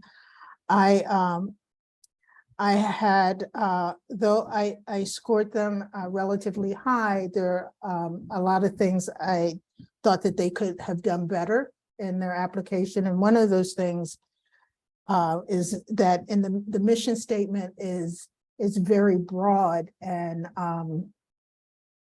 doesn't really reflect, I think, the community that they actually serve. And so I think they might want to look at that in the mission and really hone in on rather than low income, but more cultural and specificity would have been really helpful. I thought that in terms of their intersectionality, I thought what they were able to show is through who they collaborate with. And so it's not so much of what they do internally, but who they collaborate with. And I just think, what we think about that and how I think about that. I think really there are several sections that really needed more thought. And a little more information would have been helpful. The opportunity creation and the accessibility statements, just more intentionality in those areas and more thought would be great. And then in terms of the cultural institution, I'm not quite sure if the question was understood by the applicant, because the response wasn't clear. And lastly, what I saw in their budget that I thought in terms of Thrive funding would be helpful is around marketing. And I saw that they kind of put a little focus on the marketing. I thought that was great. Those are my comments. Thank you, Lisa. Secondary, Sabita. Thank you. I agree with many of the points that Lisa has made. I needed to read the entire application to understand how their mission statement translated into the activities on the ground, shall we say. So that for me was also a little bit of a disconnect, that it was very broad, East Austin or underserved, under-recognized communities. So very, very broad mission statement. And I had questions about the cultural leadership piece because it also was talking about led by folks who are East Austin residents. But I loved the fact that there are alumni of the company who are also part of the leadership team. Again, like Lisa, I wasn't able to process the cultural activities relevance and responsiveness section because it was a repeat of the content that was in the earlier section. It had just been a copy paste.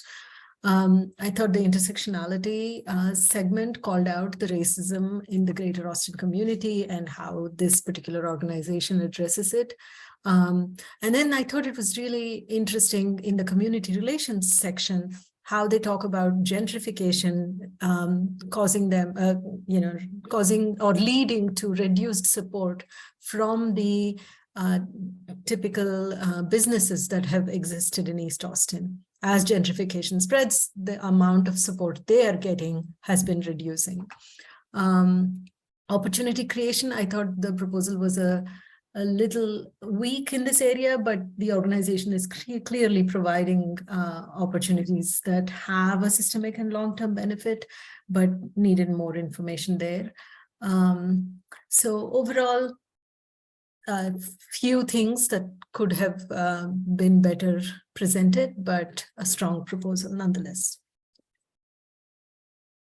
Thank you, Sarita. Like to invite other I see DJ just popped up.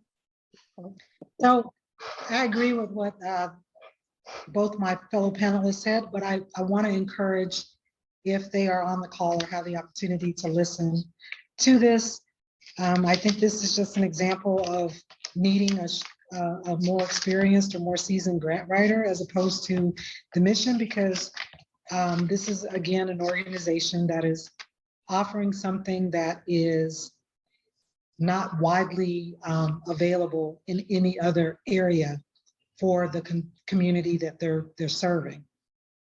And so when we take away that one thing, there might be, you know, several iterations of something else, but this one particular thing that is, I believe, causes additional harm to the culture, the overall cultural landscape of Austin.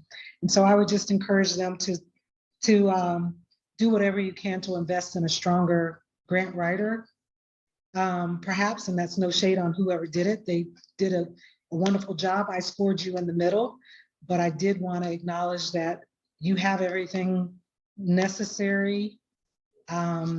It just needed to be articulated in a more concise way.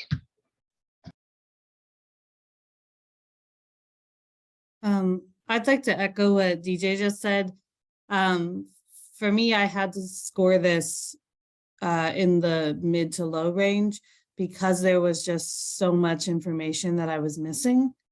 I mean, there's specific examples. Details are important when you're writing, and being able to say, you know, I'll just go to the accessibility section. We provide interpreters and music native to multiple languages. I would have loved to know what those languages are. Just that a little bit more would have helped me to understand what's happening at the organization and have been able to better understand the whole application and to give it a higher score for certain things. I know grant writing is not easy. Trust me, it's not easy and it's not fun, and word counts are not fun. They can be your best friend or your biggest enemy. But being able to just provide as much detail as possible is really, really important. So for that, I had to score it in the lower range.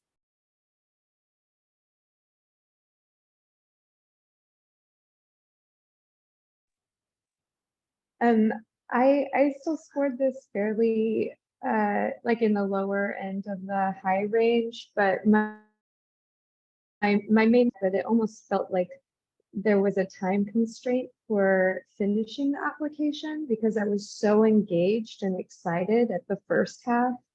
And it felt like there was so much care and important information that and then it was just like the second half just felt like maybe there was a time issue or something, because it was hard for me to really finish rounding out the understanding of the application and the connect between the mission and the action behind that mission, and details were just would have just brought up the score pretty considerably if that information was included. But overall, I was a fan.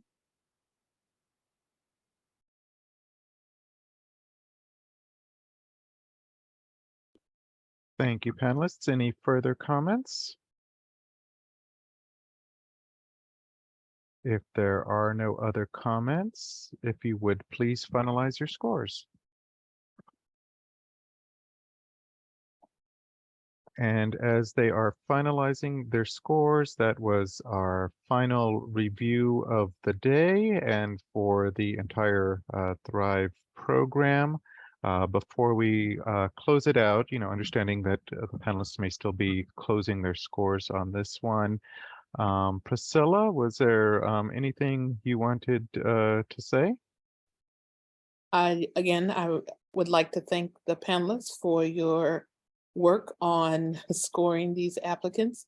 As someone who has been in this position, I know the work that is entailed in it, and so it's been a long 3 days, but good work, and it's hard work as the city moves towards trying to address some inequities that have been done in the city. It's a new program, and so I have been excited to work with you all as panelists and with the city on ensuring that equity is carried out through this Thrive grant. And I know that it's a program that is very new and that they're definitely looking at ways to continue to improve this process for panelists, but also as well as applicants.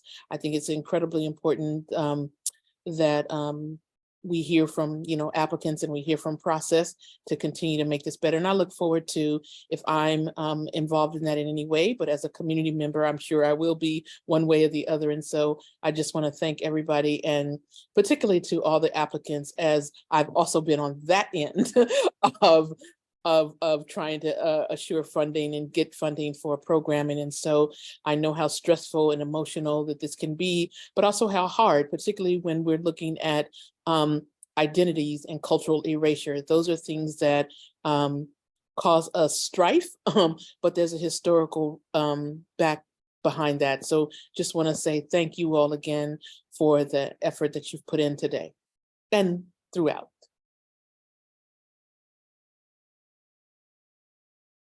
Thank you, Priscilla. And if any panelists would like to make any final comments, I saw Mia raising her hand. Yeah, I wanted to stress again, writing grants is not fun. No, I don't think there's anyone who's out there who said that's their favorite pastime. So I just want to applaud all of the applicants. It was really great learning about all of the things that are happening in Austin. Makes me want to move, just a little bit. So I really, really, really appreciate that. I also want to encourage, for all the applicants out there, if you have time and you have availability, to try to sit on panels, because sitting on panels helps you understand how grants are reviewed. So if you see in your community there are opportunities to sign up to be a panelist, I really encourage you to do so, because you learn so much going through the panel process that you might not have known as you were just writing. So I'd really just want to encourage those to do so.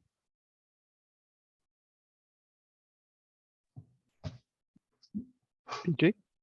One of the things that, I just appreciate being able to sit on this panel with such a intentional and hardworking group as these women here. So I thank you for this opportunity. I am a champion for the little guy. It's just by default. And so for all of those smaller organizations out there that are doing the work of 10 larger organizations, I just want to say and emphasize that how much I appreciate the city and the staff for this grant, who have instructed it, gave us the leeway and the ability to look beyond grantsmanship. I think that was a key tool that they gave us that we could use. Discretion is a very important thing, not only on paper, but in life. And I want you to know that you are seen and you are heard, and your work does matter. And so I want to deliver that message to anyone who may or may not receive a grant today. We see you and your work matters. So thank you for being the kind of people that want to give more than they take.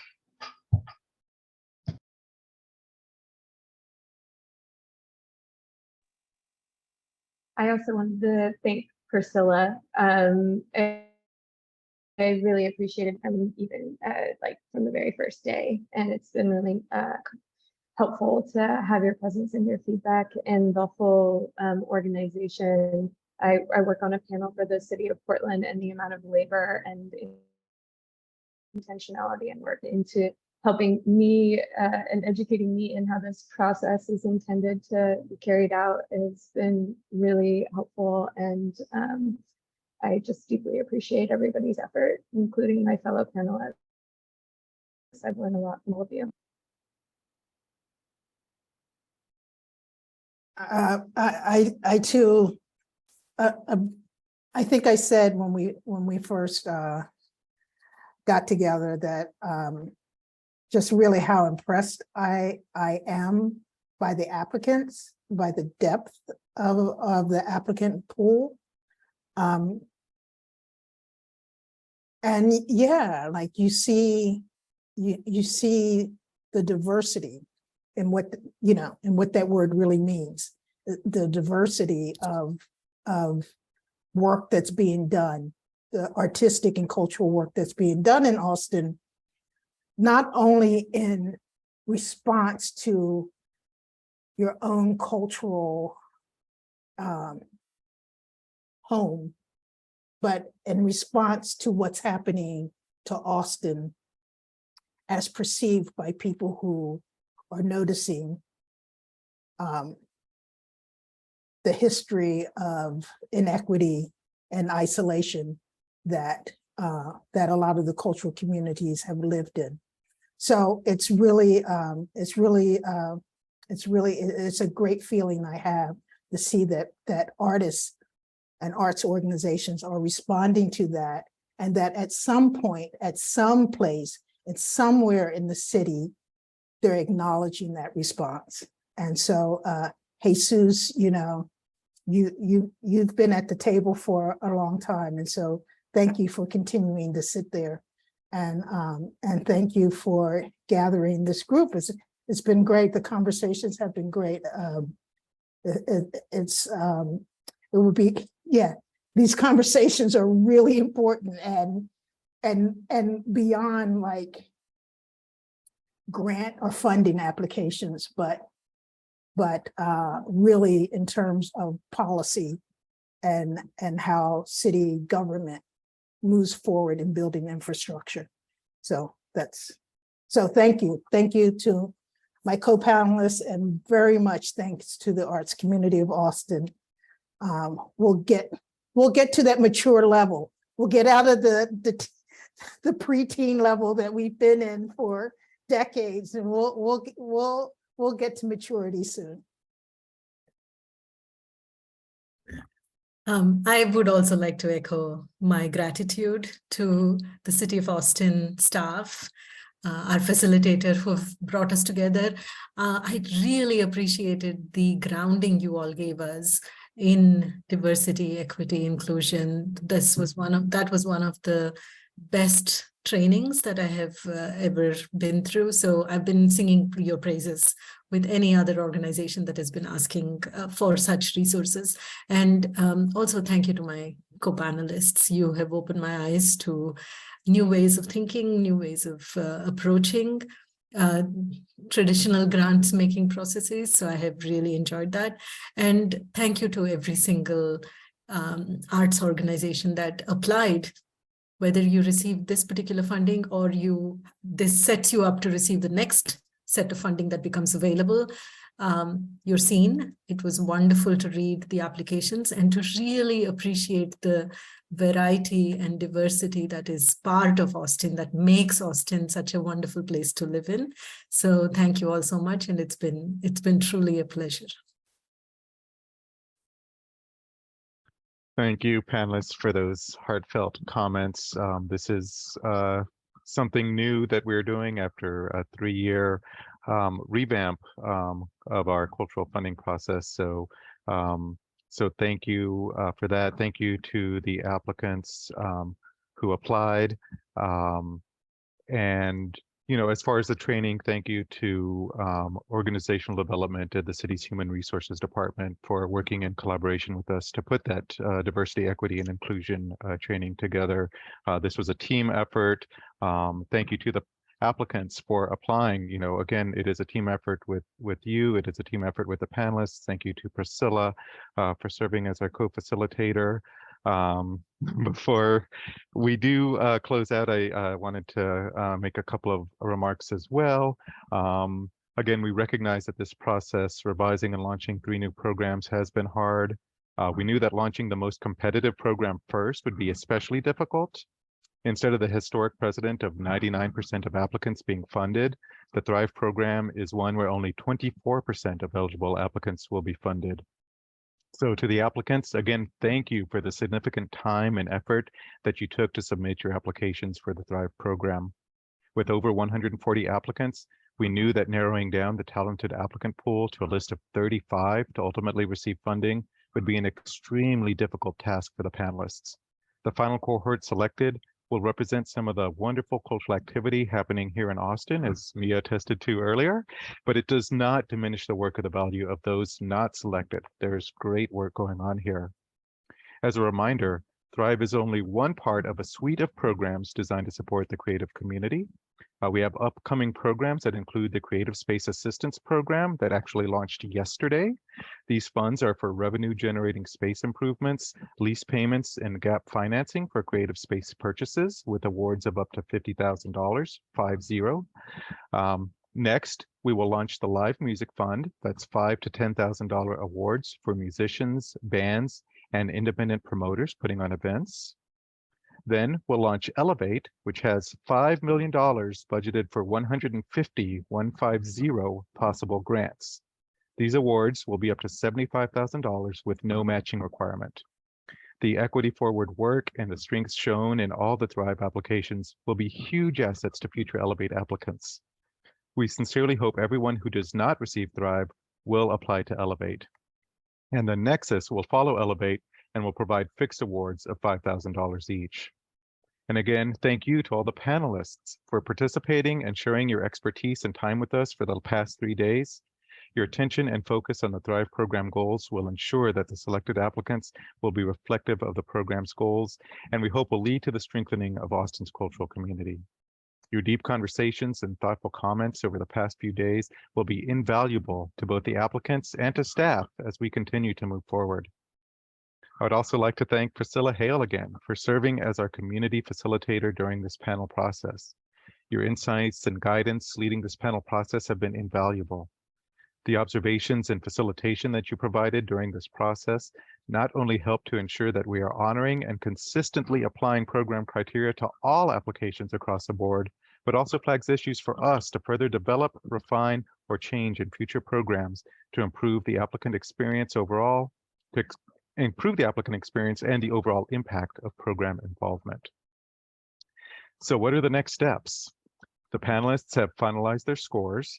Staff will be notifying applicants of decisions and tentative award amounts via email between February 2nd and February 9th in order to provide up-to-date information on this process to City Council. And City Council will be taking action on these awards at their February 23rd meeting. As a reminder, tentative means that no award or award amount is final until after council authorization is received. Staff will also be working on posting the recordings of all 3 days of panels and sharing written panel comments and scores to all applicants. If you have immediate questions, please remember that we are offering a special virtual open office hours tomorrow from 10 a.m. to noon. Staff will be available to answer any questions that you may have about your next steps. You can use the standard virtual open office hours link to join, and please contact us or look to our social media accounts if you need the link. Again, thank you, and we hope you have a wonderful day. That concludes the Thrive Review panel.